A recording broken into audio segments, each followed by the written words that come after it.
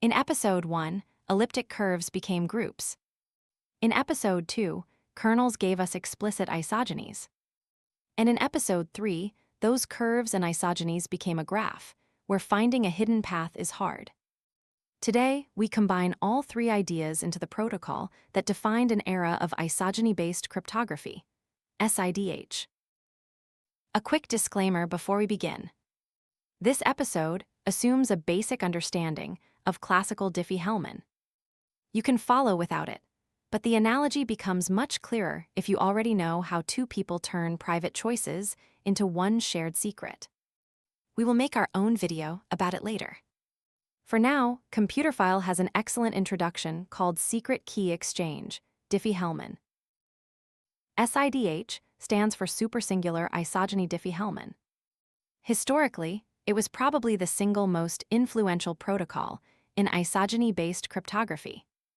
It made isogeny key exchange concrete, practical enough to optimize, and central to the post-quantum conversation. Later constructions such as SQI Sign and Prism used different assumptions and mechanisms, but they grew in a landscape that SIDH helped create. An integer is called smooth when all of its prime factors are small. Powers like 2 to the n or 3 to the m are the simplest examples. SIDH chooses secret isogenies whose degrees are prime powers. Alice uses degree LA to the EA, and Bob uses degree LB to the EB, where LA and LB are small distinct primes. This choice is essential for efficiency. An isogeny of degree 2 to the n can be decomposed into n isogenies of degree 2. Likewise, degree 3 to the m becomes m steps of degree 3. So instead of evaluating one enormous formula, SIDH walks through a chain of tiny, efficient maps. We now need one idea from Episode 1. Assume the characteristic does not divide n. A pair P and Q is called a basis of E of n if every n torsion point R can be written uniquely as a P plus BQ, with R and B taken modulo n. In other words, the 2 points give coordinates for the entire torsion subgroup. SIDH starts from one public supersingular curve E0. Its public parameters include a basis PA, QA of the LA power torsion, and a basis PB, QB of the LB power torsion. Everyone knows the curve and all 4 basis points. The secrets will be hidden linear combinations of them. For any point P, the cyclic subgroup generated by P is the set of all multiples of P. If P has exact order n, this subgroup contains n points. A SIDH private key is not just an integer.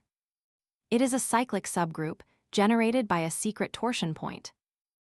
Alice secretly chooses coefficients MA and NA, forms RA equals M a PA plus and a QA, and takes the cyclic subgroup KA generated by RA. Bob does the same on his torsion basis, producing RB and KB. The coefficients are selected so that each generator has the full required prime power order. The kernel now determines a separable quotient isogeny. Alice computes phi A from E0 to EA, where EA is E0 modulo KA. Bob computes phi B from E0 to EB, where EB is E0 modulo KB. Because the degrees are smooth, each map is evaluated as a chain of tiny isogenies. The group homomorphism property is the mechanism that makes SIDH work. If R equals a P plus BQ, then phi of R equals a phi of P plus B phi of Q. So if you know where a torsion basis goes, you can compute where every linear combination goes. Alice publishes her image curve EA, together with the images of Bob's torsion basis under phi A. Bob publishes EB, together with the images of Alice's torsion basis under phi B. The secret kernels themselves are never sent. The extra torsion images are the unusual ingredient that distinguishes SIDH from an ordinary isogeny path problem. There is a small trap here. Alice may be tempted to take Bob's curve EB and quotient it directly by her subgroup G, which is KA. But G lives on E0. It is a subgroup of E0, not a subgroup of EB, so the expression EB modulo G does not make sense. The fix is to transport the subgroup through Bob's isogeny first. Its image, phi B of G, really is a subgroup of EB. Only then can Alice form the quotient EB modulo phi B of G. In the protocol, G is Alice's secret subgroup Ka. Now the real puzzle is clear. Alice needs the subgroup phi B of Ka inside Bob's public curve EB. But Alice does not know Bob's secret isogeny, phi B. How can she transport her secret subgroup through a map she does not possess? Alice knows that Ra is M a Pa plus N a Qa. Bob's public key contains phi B of Pa and phi B of Qa. By linearity, Alice combines those two public points using her own secret coefficients. This gives phi B of Ra, and therefore the entire cyclic subgroup phi B of Ka. The same reasoning works in the opposite direction. Alice sends phi A of Pb and phi A of Qb, allowing Bob to compute phi A of Rb and the subgroup phi A of Kb. This exchanged torsion-point information is the bridge that lets two different secret paths meet at one final curve. Here is the entire exchange in one picture. Alice keeps her coefficients, kernel, and secret isogeny private. Bob keeps the corresponding Bob-side data private.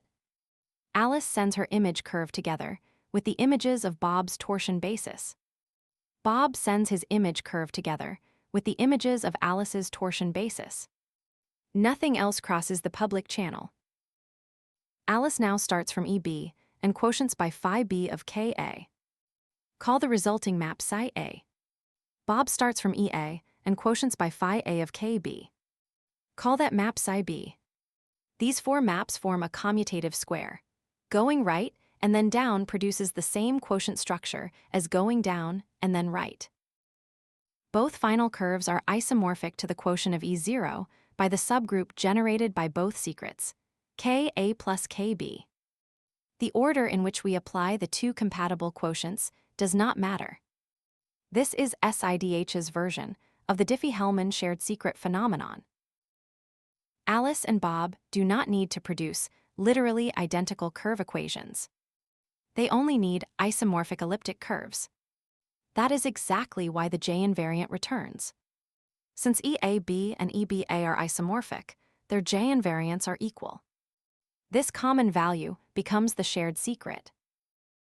The security problem naturally associated with SIDH is SSI-T, the supersingular isogeny problem with torsion-point information. Let phi be a secret isogeny from E0 to E1. Let n be coprime to the degree of phi, and let p, q be a basis of E0 of n. The attacker receives both curves, the basis, and the two images phi of p and phi of q.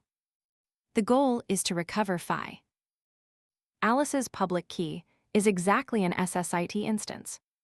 Her secret isogeny has L a power degree, while the revealed basis belongs to the distinct LB power torsion. Those two quantities are coprime. The public key gives the image curve and the images of that basis.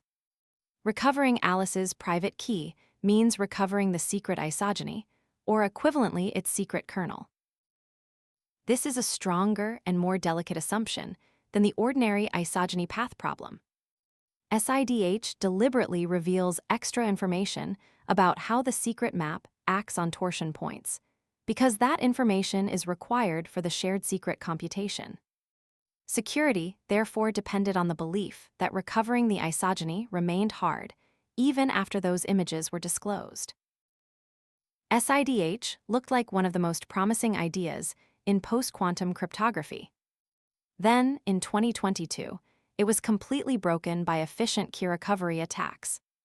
The result shocked the community, and the weakness was tied directly to the extra torsion point information that made the protocol work. In the next episode, we will see how SIDH fell and why the attack was so surprising. Thanks for watching.